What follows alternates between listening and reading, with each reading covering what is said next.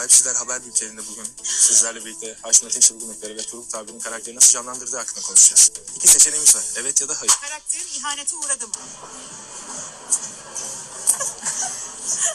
Duygu ile birlikte çok duygusal ve romantik bir sahne çektikten sonra beni terk etti. Ve terk ediş Samet'in kalp deliğine denk geldi. O yüzden ben nasıl duygular yaşayacağımı hiçbir şekilde bilemedim. Ama onun da buhranını yaşayacağım. Merak etmeyin.